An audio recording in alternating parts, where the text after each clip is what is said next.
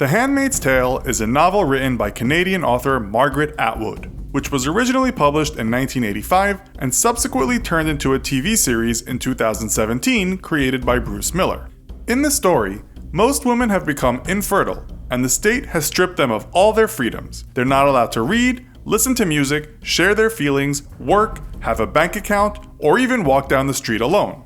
The remaining fertile women become handmaids and are forced into sexual servitude in a desperate attempt to repopulate humankind. But could the dramatic events of this story happen in real life? That's what we'll find out. In this episode of the Infographics Show, could The Handmaid's Tale really happen? Margaret Atwood's story is set in a near-future New England in a totalitarian Christian economy that has overthrown the United States government. The novel focuses on the journey of a handmaid named Offred. She is called Offred as it is made up of the two words of and Fred. Handmaids are forbidden to use their real names and must instead use the name of the male master whom they serve, in this case, Fred. But as dire as the handmaid's life may sound, it's a luxury compared to some of the women who are unable to bear children. They are sent to the colonies where they work cleaning up the toxic waste. It's this pollution that supposedly contributed to the epidemic of infertility and triggered military rule and the domination of the female race by the new ruling party, the Republic of Gilead. This authoritarian, theocratic regime runs America following the collapse of the state. But could the terrifying reality of this story ever come true? Well, for some women, it's been a reality in the past, and for others, it's not too far from their reality today, says Reed Morano, director of the first 3 episodes of the TV show. We took a look at what some of the reviewers have said about The Handmaid's Tale and how the story relates to life in the 21st century. Here are 5 ways it may reflect reality. Number 1. Infertility and global food shortages. The world in The Handmaid's Tale has collapsed. Societal disruption has included mass infertility, food shortages, and environmental chaos. Changes such as these are not out of the question in our near future.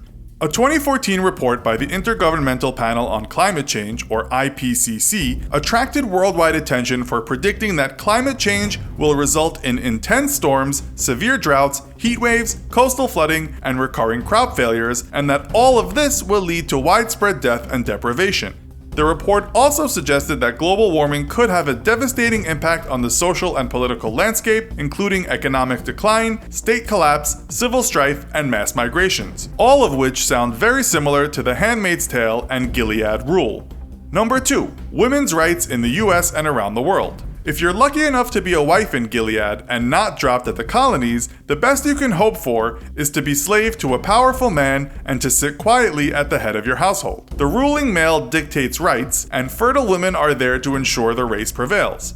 A harsh reality, but not completely off track with some of what we're seeing in recent times. In the days that followed the most recent presidential inauguration, millions of people around the world took part in women's marches to show and voice their concerns about women's rights being eroded. Only days later, the US government brought back a law that bans US-funded aid groups around the world from discussing abortion. Reed Morano describes her TV series as a warning to women in America about their precarious rights. There are lots of different states that are taking matters into their own hands and making up their own rules, she said, and it's not just in America. The reality is much more bleak for women in other countries around the world. Holly Crockett from Plan International Australia explained in an interview that in parts of Africa and the Middle East, women can't inherit property, may or may not access their own bank accounts, and might not be able to access their own money. In Saudi Arabia, women, until very recently, were banned from driving, had to wear head-to-toe black coverings in public, and needed permission from a male guardian to study, travel, or marry. As for education, according to Malala Yousafzai's organization, the Malala Fund, 130 million girls around the world are out of school. This is a massive barrier for women's rights around the world, explains Holly Crockett. Number 3. People of color are marginalized. Black people, who are referred to as children of Ham in the novel, are relocated to areas known as the National Homelands, an area in the Midwest. Similar racially segregated homelands were set up during apartheid in South Africa, and there are also parallels to America. Racial tensions within the black community are common, often stemming from altercations between young black men and police officers. Social media has caused these incidents to receive widespread attention, which often exposes a lack of accountability by the arresting officers. One example in 2017 was a Minnesota police officer fatally shooting Philando Castile during a traffic stop. A jury later acquitted the officer of all charges. Number 4. Christian religious fundamentalism running rampant. When Aunt Lydia is tasked with brainwashing the new handmaids, so they will perform their government-ordained duties as they are tasked to, she reads a verse from the Bible to them over and over. Blessed are the meek. Offred comments that she never finishes the full verse, which goes, Blessed are the meek, for they shall inherit the earth. Aunt Lydia uses the Bible passage incompletely and to her own advantage. Much of the opposition rhetoric to homosexuality that exists in the world today is supported by religious passages. In the case of Christianity, fundamentalists often quote sections of the Bible that oppose homosexuality, but then deliberately forget other sections that forbid divorce or the consumption of shellfish. So, though there certainly seems to be some selective religious fundamentalism within Gilead, that also exists in our world today. Number 5. Women made to feel responsible for sexual assault. In Gilead, women are brainwashed into believing that any sexual assault they have been a victim of is their own fault, that the incident likely occurred as a result of their provocative dressing, or because they acted in a way that left the man feeling invited to behave as he wished. And in the real world, female survivors of sexual assault are often questioned about what they were wearing or how much they drank when the assault took place. One very public case in the United States was of Brock Turner, the 20-year-old swimmer convicted of sexually assaulting an unconscious woman. The woman, who was 22 years old at the time, was cross-examined by Turner's lawyer about her drinking and partying in college. British newspaper The Guardian reported on the case in 2016, quoting the woman's statement.